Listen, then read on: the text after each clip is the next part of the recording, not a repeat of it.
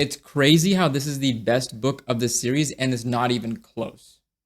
I give you guys 5 days, okay? So don't blame me if you're not done with the book yet, okay? Don't come yelling at me that why are you posting reviews already? I haven't even read the book yet. I'm sorry that your work didn't give you an Onyx Storm release day holiday like mine also didn't, but I got it done. Tuesday morning, January 21st, I woke up at 5:30 a.m. and I had two decisions to make. First decision is, do I get out of bed to use the bathroom or not? And the second decision is, do I come back into bed or do I go sit on my couch and start reading the book? I picked decision 1 and 2. I really had to use the bathroom in the morning, but I also went straight to my couch, pulled out my Kindle because I did buy both versions because this didn't get to me until the next day and I needed to read it the day released. I pulled out my Kindle and started reading at 5:30 a.m.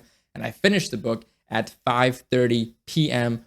12 hours later. The only reason it took me 12 hours is because I had to be a human in the middle of it.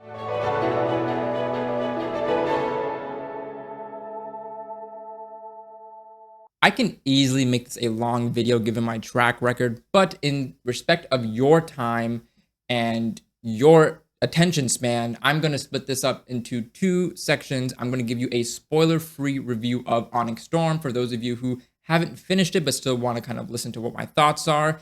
And then for you other degenerates who also finished it like I did, we're going to have a very, very detailed section afterwards with everything you need to know about Onyx Storm, everything that I found in the book, and I'm going to go into every single nitty-gritty detail, okay? So if you're ready for that, strap in.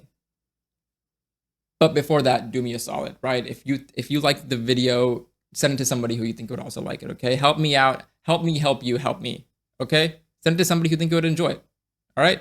Now let's get into the spoiler-free review. First of all, let's talk about how beautiful these sprayed edges are. You know, per usual, let's talk about how gorgeously dark the book cover is without all the glaring. Look at that. Look at that. I know Waterstones has its own version. I know other retailers have their own version.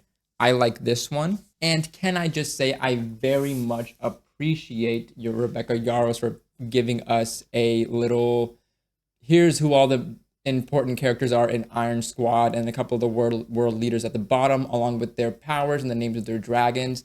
That was very cool of her. I appreciated it as a little refresher, so I didn't have to go back and put it into my notes. Just off the first half of Onyx Storm, I was already more invested than I was in the entirety of Iron Flame. Iron Flame had its own issues, pacing, and other things that the community has said, yeah, that one wasn't the best. Some people didn't even finish Iron Flame because of how they didn't like it or it wasn't as good. But Onyx Storm, while I was expecting something on the level of like a Fourth Wing or an Iron Flame, exceeded all the expectations in that respect, right? The pacing in Onyx Storm is truly incredible, okay? It's a medium fast, right? It's not a snail's pace, but it's not too fast as to we're feeling, what are we missing? We're missing something here. Too many things are happening, you know? We do get some day-to-day interactions happening at certain times, and at certain times we get to skip like the travels over certain parts of the continent and or the ocean just to skip that travel time when there's not a lot of stuff going on and we get straight into the next part of the plot or the story. It kept me very heavily invested the entire time, and I'm very glad that the pacing was fixed from Iron Flame to Onyx Storm. Can we talk about the lore drops in this book? God tier lore drops, okay? This was part of the predictions that I made for Iron Flame of I need more lore drops, and we got so many lore drops. We got to expand the world, the story, we got a lot of historical lore, we got a lot of Xaden's family lore, we got a lot of Violet's family lore, we got a lot of lore on the continent, right? I'm not going to spoil it, but apparently it's not even called the continent. Who would have thought? And it was done in a way that I really appreciate, right? There's a lot of times books will give you 2 walls of text of like a character explaining lore or like the narrator explaining lore, like 2 pages of text, 4 pages of text, just lore. And it's like, this is too heavy of a lore dump. No, Yarros weaved it into the story as needed, explanations when needed, and then we figured out the story as we needed to. So well done. I know you'll agree with me on this. So well done. Given that we're getting more into kind of political relations with different kingdoms, factions, etc., you know, a story like this can get very political. But Rebecca Yarros didn't forget the fact that this is an action fantasy at its core. This is not a political fantasy at its core, right? This is honestly, this is not a Fireborn. Fireborn was a political fantasy. This is not as political of a fantasy, right? So I really appreciated the balance between politics and action that Rebecca Yarros had, right? There were times when you had your political discussions, there were times when you had your ass beatings, and there's times when both were mixed. And I think that balance was very, very well done in a way that didn't bore me out of the politics and didn't have me craving for more action. Getting back to the world building, my jaw was on the floor, okay? The entire continent and world just expanded. The power system just leveled up. I couldn't remember what I wanted to say about that. The power systems just leveled up and I loved it. Like, we got different cultures, different islands, different types of people with their own conflicts and or conflicts with the main cast. We got a really interesting upgrade to the power system in two ways. You know, in my Iron Flame video, I had suggested that because now we have runes, which are a more portable external power source or a like power consumable item, can we take that outside? Can we give it to somebody who can't use magic, or can people who, you know, normally might not be able to use the power use it, right? Can we take it to non-magic lands and still use it? And so we got to see that, and I loved that. Where I thought it was going is where it went. I felt so validated in that respect. There was another very cute caveat to the Rebellion relics and those kids in terms of their power system that Rebecca just like dropped on us. And I was like, there's no way you just did that. There's no way that this just happened. Because what do you mean? What do you mean? You know what I mean? But I will get more into that, into the heavy detail section, because I don't want to spoil it for you. There are a lot of things that didn't go the way that I expected when I predicted, you know, what would happen in Onyx Storm based off of Iron Flame. And if you want to know what those predictions are, you can look at the previous video that I did. I was very happy with the fact that there weren't a lot of things that went the way I thought they were, because the way they did go was honestly really cool, really interesting. And I was also very happy with some of the things I was expecting to have then happened. You know, I'll give you an example without spoiling it, but I was really wanting more Aaric Graycastle time in this book, and we got it in one way or another, right? I was expecting to have Violet's second signet be confirmed for us. I was also hoping that Aaric's signet would be confirmed and or manifest for us. I was hoping that we learn more about what Xaden is doing with his vending powers. Like, is there a cure? Is there a way to reverse it? Is there not? We get a lot of those little details, major details, in the book, and I really appreciate that those things weren't like skipped or glossed over. That she made a point to talk about those things, which, to an extent, they're like Violet's signet is an important thing. Xaden's vending powers are an important thing as a main cast, but other characters were also given their time. All in all, I think it's going to be really hard for Rebecca Yarros to like one up this book without it going like completely insane, bonkers level of surprises, more deeper lore, more interesting new characters, probably, because the ones that we have, you know, where are those going? What deaths is she going to put in the next book? Because we've already had a good set of deaths in each book thus far. Like, how is she going to handle the character progression, the personality progression, the dynamic, and the static characters? All of those are going to have to be leveled up for her to beat this book. Okay, this is the best of the series. If you haven't read Iron Flame, you need to read it just to get to this series. This is one of those series where book 1 was great, book 2 kind of got book 2 syndrome, and then book 3 was a banger. Okay, and we have more books after this. And if you've already read it, I would really appreciate if you could leave your thoughts in the comments below. It would help me out, but it would also let me know what you think about it. I posted a video over on TikTok the other day, just like my first initial thoughts about the book, and people were typing like this, you know, I liked it, I didn't like it, I'm not done yet. All these things. I loved reading those and replying to those. So if you have thoughts about the book, let me know down below. Now, I'm going to give you 3 seconds to get the fuck out of here before I start talking about spoilers. Okay? 3, 2, one, I warned you. Let's fucking talk about Violet's dream walking. Excuse me. If you watch my previous video, I thought she was gonna have like gravity powers or something to pair with her lightning ability. No, no, no. You know, if Xaden can read minds, fuck it. Violet's just gonna walk into somebody's dream mind. That's just what's gonna happen at this point, right? I don't know why. I don't know what significance dream walking is really gonna play in the story because we didn't really get many details on its use case, right? We did get, you know, most of the book, Violet was just like, what the fuck is happening in these nightmares? And then, you know, once she realized she's in somebody else's nightmare or dream, then she figured out, okay, I can have autonomy in this dream, but for what purpose, right? What can I do in this dream that's gonna actually benefit the outside real world? We didn't get that. So I'm hoping in the next book that we do get that. Like I said, I expected runes to be used outside of the magical like land, and they were. Going to the other continent, going across the sea and seeing which runes do and don't work. I love that little research interplay that they had, or like the research just play that they had of let's figure out which runes do and don't work when we're on lands that don't have magic and things like that. You know, I did appreciate that. Let's be very frank with each other. Okay, Frank, I'm looking at you again. I talked to you last. I'm going to talk to you again. Frank, you and me right now. The deaths since Liam's death have not been as impactful.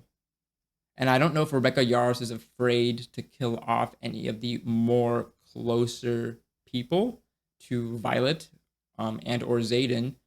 But the deaths have not been no death has been as impactful as Liam's at the end of Fourth Wing. And we've had 3 books with these characters now.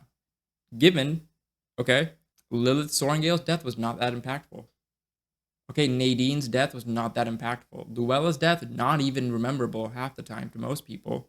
And in this book, we had Traeger die, unfortunately, which was like, we didn't really get much time with Traeger. All we saw was he was trying to court Kat, and she was buying into it, and she like let herself be open to him, and Mance got shot down with an arrow. Thank you, Xenol. Fuck you, Xenol. But then, you know, I will say, Quinn's death from Imogen's POV did get me a little bit emotional. I didn't tear up, I didn't well up, I didn't cry. You know, we don't do that here. I don't do that here. But it did get me a little bit emotional. And the only way that it could have impacted me like that is because it was from Imogen's POV. Anybody else's POV, it would not have hit. You know what I mean? But I am missing these impactful deaths. I'd expected more Iron Squad members to die, but she killed off Traeger as a part of Iron Squad, not RIDOC, Sawyer, or Rhiannon, even not Imogen as a more core member, right? Quinn is still, I don't think Quinn's a core member like that, you know? I don't. She might, I mean, she's on the fucking list, but I don't think she's a core member like that, you know? Yeah, it just didn't hit. We didn't have enough time with them. We didn't really have enough time with them, but they're the ones who died, right? So honestly, as much as it hurts, one of the core members is gonna have to die for it to be impactful. Like no other deaths are gonna be as impactful. And I know you're like, Arish, you're glossing over one of the deaths. And I'm like, what are you talking about? And you're gonna say, Arish, but Mira died, right? I'm like, no, she fucking didn't, okay? I was contemplating chunking my Kindle across the wall. Like, you know how a white person would like punch drywall? I was considering chunking my Kindle at a drywall when Mira got her throat slit. I was like, there's no way you're killing off Mira like this. But then she brought in Brennan and Sloane and Dane, and that trio surprisingly, you know, helped bring Mira back to life. And I was like, oh, I can continue reading this series, because I would have dropped it probably after Mira's death. I 100% probably would have. I would have gotten through this book. I would have gotten through this video. I would have gotten through this review. And every subsequent time I would have talked about this series, I would have said, that shit sucks because she killed off Mira. But that didn't happen. So I appreciate that. I appreciate Rebecca Yarros with the fake out. Okay, she did get me with that. She got me with that one. See, I thought Xaden was going to fracture all of his relationships when he turned, but I think the way that Rebecca Yarros actually took the story was a better way to take it, right? Like everybody's actually trying to help, you know, fix him, cure him, help him reverse his transferring, because um, he only did it to save everybody else. Like, he didn't do it out of some greed for more power. He did it because he was like, I literally don't know how to defeat Berwyn without this. And Violet's gonna die, and Skyle's gonna die, and all these things, right? So I really appreciate her doing that, or her phrasing it like that. Seeing his and Skyle's relationship fracture so much, and we don't even get like a little tidbit of Skyle's thoughts, emotions, whatever it is about the situation. I feel like that was a missed opportunity. I feel like we should have gotten just some thoughts from Skyle, even like through Tarn, even. But we didn't really get much about how is she actually handling this. She's just been giving everybody the cold shoulder, the silent treatment, only talk when I have to talk, and things like that, right? But I wanted more from her. I wanted more from that relationship. But if the end of the book is anything to show us, Xaden has two triggers technically. Okay, we all know that Violet is one of his triggers. Every time she's in danger and he can't fix it, he channels to fix it. Every time this book, 3 separate times, I believe it happened. And we were like, okay, Violet's one of his triggers. He cannot emotionally control his rage when something is about to happen to Violet.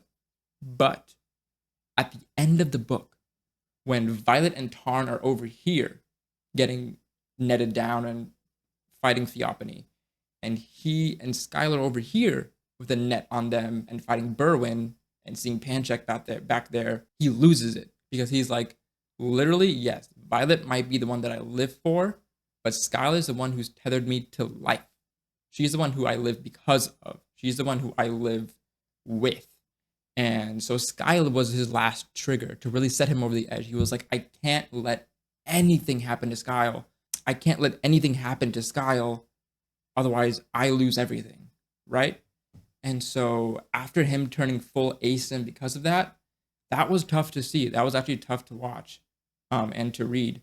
And if y'all remember in his POV chapter, he had a couple of lines of like, I can't believe I just saw him channel the person, one of the people that I've been doing all this for, one of the people that I've been taking all this responsibility and only taking on all this pain for myself for. I cannot believe I just he did it.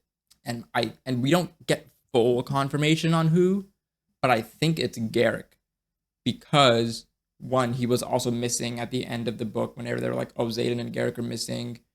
Also, he was so burnt out from airwalking this entire book that it almost makes sense if he was the one to channel. But I don't believe we got that confirmation. But if I missed a detail and you do know that who it was that did channel, let me know. And then Pancheck being a traitor is so on brand. He's so forgettable. It wasn't even a meaningful traitorous reveal, to be honest. It's just like, oh, who's the guy? That guy? And that's it. That's literally it, you know? Yeah, completely forgettable. But what's not forgettable is all the Aaric time that we got in this book. And I loved it, seeing the difference between Halden and Aaric. I mean, we got a little bit of Aaric Violet backstory about what happened there. Man's an absolute bitch. Man was fucking a professor as a teenager, probably. Man cheated on her. We get all that. Man's a scumbag. So then seeing, him going on the first expedition to Cortland, seeing Cortland stab him in the fucking hand for being an absolute degenerate prick, being an absolute annoyance, an absolute hindrance, an absolute ignorant dickhead, that was kind of granted. That he had that coming. Think Rebecca Yarros went a bit too far with serving up his aide's head to Cortland's pet panther, but it does show you the severity and the magnitude of Cortland's own personality. So that's fair. Sure, why not? I think seeing all of the bads of Halden just made all of his goods come back out, right? And I loved every single time they went to a new world and she and Dane and somebody was like trying to learn the language and translate for them. And Aaric's just like, let me just translate real quick and speak in fluent every single language there is on the planet. And they're like, what the fuck? You could do that? He was like, you didn't ask. I love characters that always withhold information because they're just like, you didn't ask. So I don't have to tell you anything. I'll help, but you didn't ask for this information. So I just didn't tell you. I didn't get to it. You know what I'm saying? Loved all of that. And then we finally got a soft confirmation on his signet. you know, we saw him and Molvik do a lot of like different, like at the end of it, we saw him and Molvik take a lot of different paths away from the battle, and from Violet's POV, it's like, where the fuck is that kid going? Or him giving her the dagger that she needs to then take out THEOPANIE, and then Violet is like, is he a fucking precog? Sounds like a relational. It sounds like a slur. Is he a fucking precog? But he maybe has precognition powers. We don't know. It's not fully confirmed from Aaric's mouth, so it's a soft confirmation, not a hard confirmation. But he might have the powers of precognition, which is so dope to see in his line, like, you know, second in line for the throne, because that could really help him be a great leader. Not even for the throne, be a great leading figure for Aridia, and be a great part of the army, the leadership, similar to how General Melgren was, but a better Melgren, essentially. Rebecca Yarros would put a guy named Drake in there who is like trying to banter it up with Mira. Put a little Mr. Steelio girl in there. Why was it Drake? Why couldn't it be Kendrick? I'm kidding. Okay, we're gonna move on. Dad Sorrengail. We got so much Dad Sorrengail lore here. Excuse me, not Dad Sorrengail. Asher Sorrengail. Now, she would name him Asher because Asher is the stereotypical good guy in most stories, right? Anytime I met an Asher in a story, he's a good guy. Asher, the main character in Echo Saga, top 5 rangers of all time. Asher in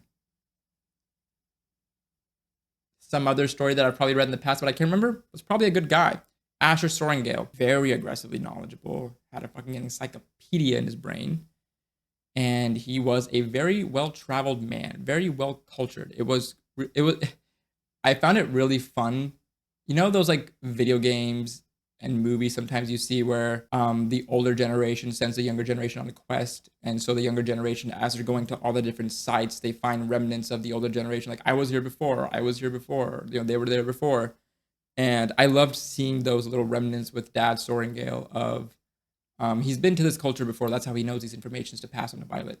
He's talked to Cortland's but people of his kingdom, not his fucking peasants, but people of his kingdom, to talk about like what happened in these with the wars with the Lesser Isles, right? Why were like what caused them to not win the war with what caused the rebels to not win the war? What plants do like grow on certain islands that are poisonous, aren't poisonous? Whatever isle it was that Xaden's mother was on, why is that monochromatic, right? Like he knew all those things that passed down to her. I think it was very cool. I think it was very cool that his knowledge of the rebels trying to deal in dragon eggs, like how that like affected the past and how it's affecting them now, because these same people want the same thing. They want dragon eggs. Not very cool as to why he took Violet to Unreal to get partially dedicated, but then didn't follow through with it. We don't know the full story on that because Mira withheld some information, and Violet doesn't know, and her mom is dead, and Brennan obviously doesn't know. So we need more information on why she was partially dedicated, because that is a major plot. That is going to be a major plot point in the next book. But let's just talk about that old grandma in that bookstore who looked at Violet and said, "Please answer these questions 3 and I will give you what you see." Not in so many words. And then she looked at Xaden and said, "Oh, you must be the man that Violet's father has talked so much about. I'm so happy to see you two are together, Dane." Bro, I was cackling. I was fucking losing my mind there. Xaden here, Dane here, Violet here, and she's like, Dane. Dane's POV here. Actually, I'll let y'all handle this. And he's just Mira's in the back, like Violet's like, and then Xaden is just over there, just. I know his jaw was clenching there. It was so funny. Oh, it was so funny. That was such a great caveat. Not even a caveat, that was just a great little of like comedy in there. I love that so much. Bro, okay, we need to talk about the Rebellion Relic kids, okay? Because we thought it was just Xaden that had the second signet. And come to find out, first from Garrick, that he has another ability. What is it? Airwalking. So he can control wind and then airwalk. What is airwalk? It's essentially a fucking teleport. Probably to a place that he's already been. That's what it is. And he can take people with him. Because that's what he did to Imogen, I think? Or no, not Imogen. It was somebody else who he took to the No, it was Imogen because she was holding Quinn's dying body. Yes, it was Imogen. They took her back to the infirmary or wherever it was in the area. But regardless, rebellion relics. We learned that the dragons who have bonded to these rebellion kids were bonded in some way to their direct predecessor, whether it's an immediate family member above, father, mother, or in Skyle's case, I believe, Xaden's grandfather, great grandfather, a direct lineal line, specifically because they knew about second signets manifesting, and that would give these kids an extra edge in whatever battle they wanted to partake in the future. That's some crazy strategizing because it's still a gamble. They could have lost their fucking minds, you know, but they didn't. They manifested second signet. So as of now, Xaden, Violet, Garrick, and Imogen are confirmed to have second signets. Okay? I say Imogen because she did protect Dane from that wind venin, that wind wielding venin, with some sort of like, I don't know if it was super strength, the way she held the shield to like, you know, keep them there and get the wind go past or what that was. But that was not her memory wiping ability, obviously, right? So that had to have, I feel like I have been her one of her second signets. Bodhi does do a little sarcastic, like, haha, yeah, I'm like Xaden. I might have something there. I don't believe we know exactly what it is. Sloane might manifest a second signet, which is dope. We just don't know what it might be, but it's cool that she might manifest one. And then we don't know about any of the other ones, but amazing addition to the power system and the power scaling ranks of Fourth Wing, the Empyrean series. Speaking of more manifesting, let's just talk about how Lynx, for some reason, manifested shadow wielding, and the fact that Rebecca Yarros gave it to a first year. I feel like there's just something at play there, right? And Xaden literally said it. He was like, "Now I'm not the only one, therefore I'm not the commodity." Right? There is now more supply. Therefore, his value drops slightly. Now, will Lynx ever be as powerful as Xaden now that he's kind of run away and can't train Lynx? We don't know. But the fact that there are now two shadow wielders is interesting. I don't know if Lynx will play a significant part in the next book, or is it going to be something of like now like Navarre has their own shadow wielder to train up with Lynx, and he's going to be on the side of Navarre and Basgiath, not Aurelia. And then, you know, Xaden's going to be on the side of the Venin or Aurelia or whoever his posse is, you know? We have to talk about how badass Violet is, okay? Because she has a tendency to look up at monsters and people that are much taller than her and fucking yell in their face. And I love that about her. Exhibit A. Yelling at General Atos' bitch ass when Iron Squad came back from their first punishment, like, keep punishing us, we will keep doing the shit that we want to do, and you can't stop us, fucker. Not in so many words, but she did say that, you know?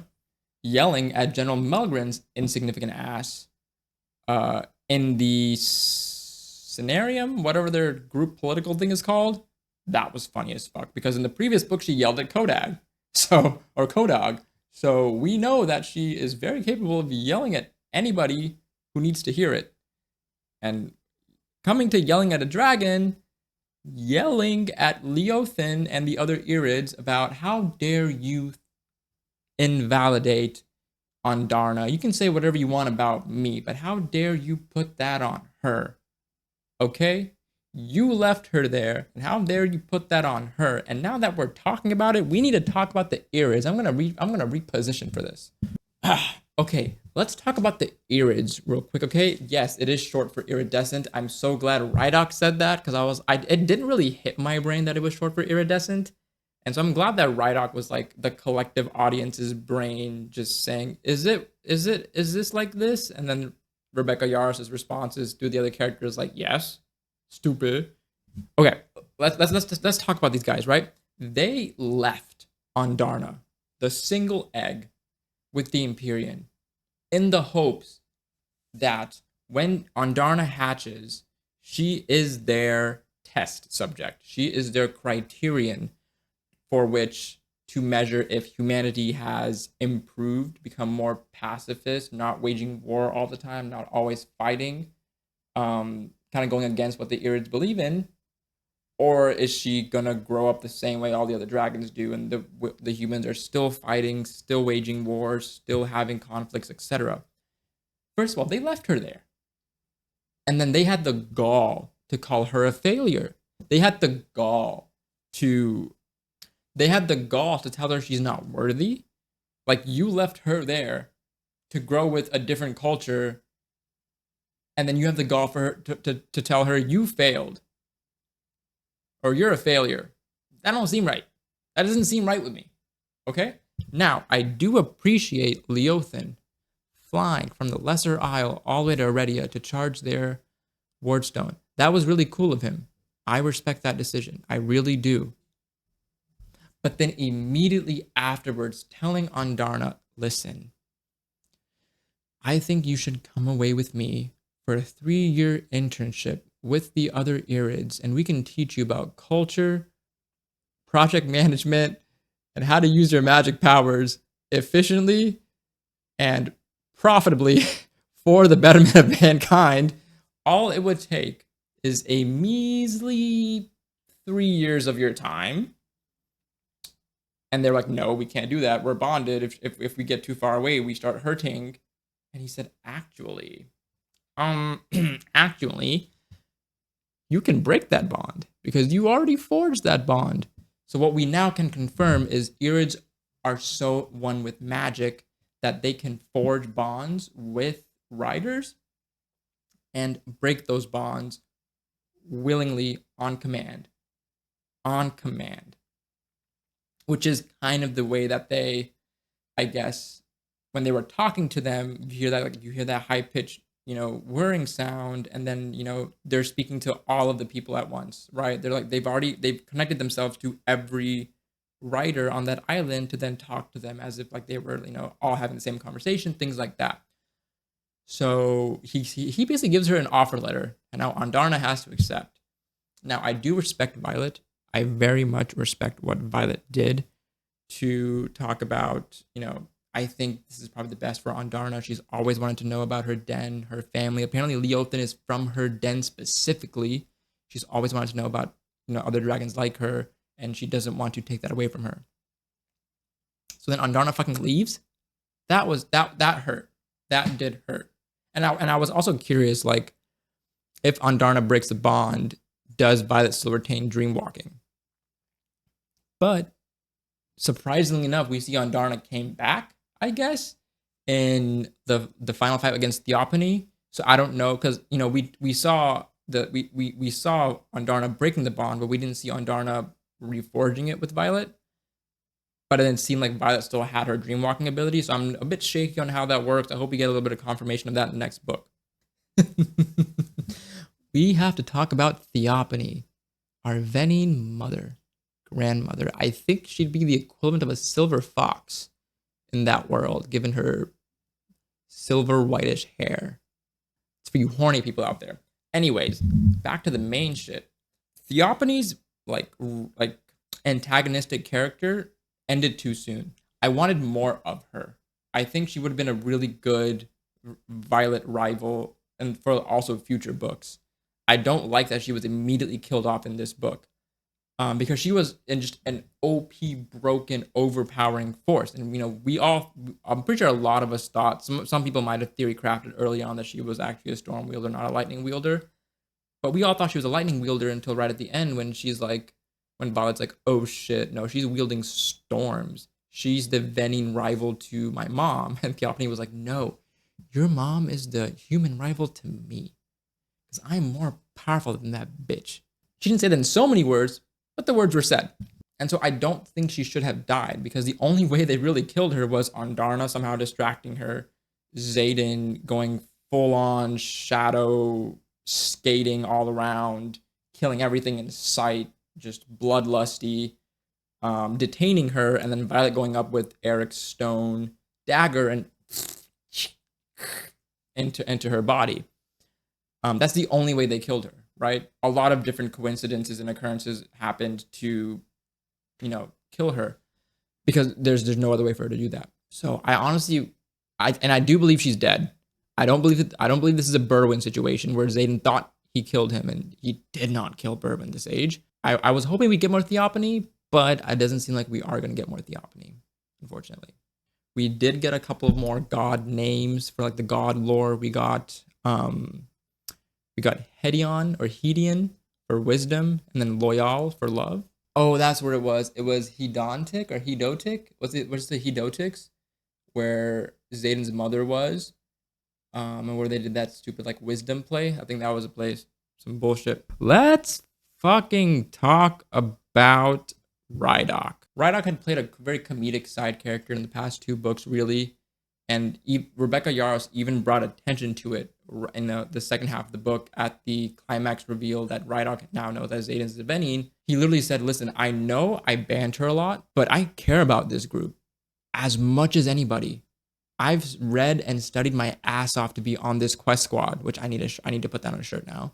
I've read and studied my ass off to be on this quest squad. I've been leveling up my own signet alongside everybody else, okay?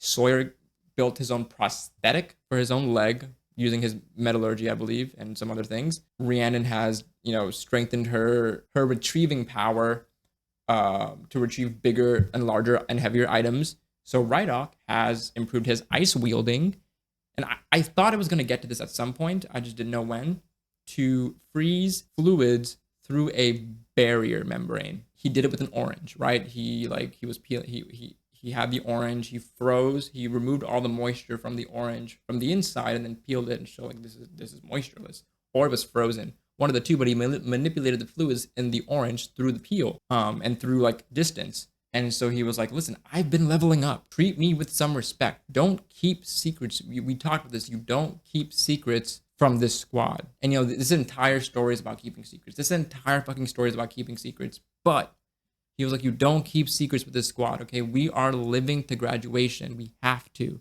And the only way we do that is if we're honest with each other. And he was honestly a fucking badass when he was fighting that wyvern. And it showed his dragon Outram, like, twisting into the wyvern, and then like you see the wyvern just dropping. And what happened? RIDOC froze all the fluids in that wyvern's body and it just plummeted. That shit was fucking dope.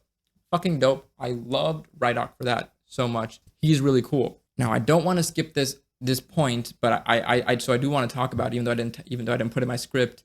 We do see Xaden's mom.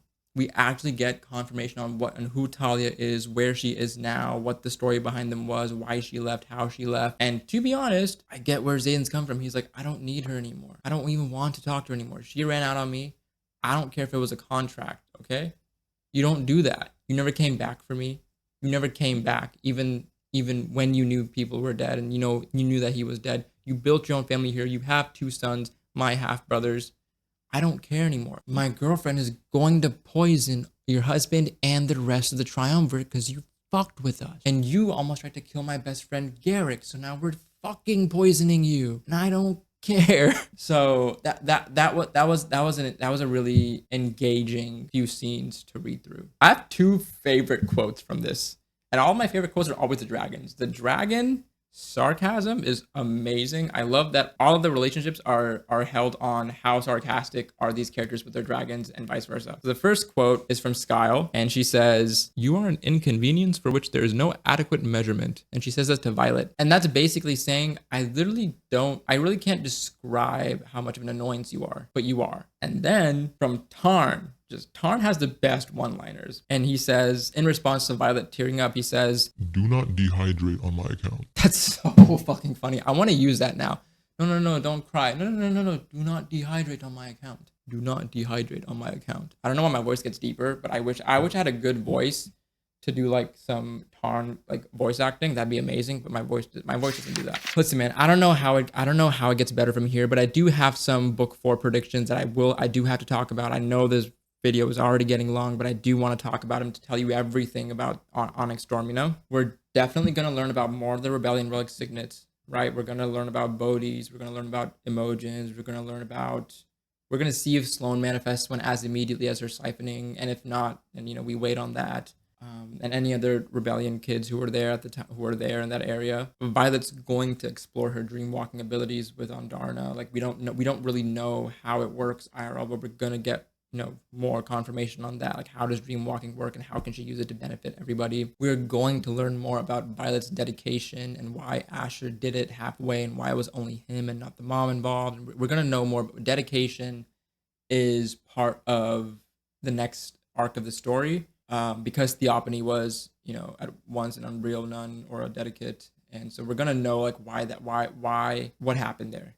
We need to see how will Iridia really function without Xaden there. How will its relations with Navarre and Basgiath really function if Bodhi is having to step into Xaden's shoes as the next in line, and how the rest of the leadership in Iridia like rallies behind Bodhi or tries to keep Iridia afloat, because it was all Xaden and his authority and his power really behind Iridia at this time. I think we're going to venture into a place that we haven't before, because the only other place to go when it comes to expanding the world building is going to the Venin settlements. So I think that's where we're heading next in terms of world building. And then obviously more deaths. There's going to be more Iron Squad deaths. The whole thing that, Rebecca Yarros is telling us is Iron Squad sticks together and one of them is going to die again. We just don't know if they're going to be a forgettable first year, a forgettable Griffin Rider, an actual member of the core squad. We don't know that yet. If you have any predictions for the next book, anything that you want to see in the next book, please leave them down below. Once again, I would love to hear all of your thoughts and insights and predictions, and let's have a little discourse on them. And that's it. I am so tired of talking. Holy shit. But I love talking about these things with you guys. Like for some reason this series just makes me want to talk about books in this way. I rarely ever go into such granular detail about books, and it's just interesting that it's this series that's pulling it out of me. Pause. But if you guys enjoyed this video, I would really appreciate it if you left a like, left a comment. If you're new here, consider subscribing and joining the archives. And if you did like this video, if you were able to sit through it long enough, or if you had to go, if you had to leave and come back, please consider sending it to somebody who you think would enjoy this video, would enjoy what we talked about today, would enjoy hearing me talk about these things, what we talked about today. I would really appreciate that. It would go a long way into helping me grow the channel and have more discussions like this with you guys. Okay, next video, I promise to tell you guys how I ruined my honeymoon. But for now, peace.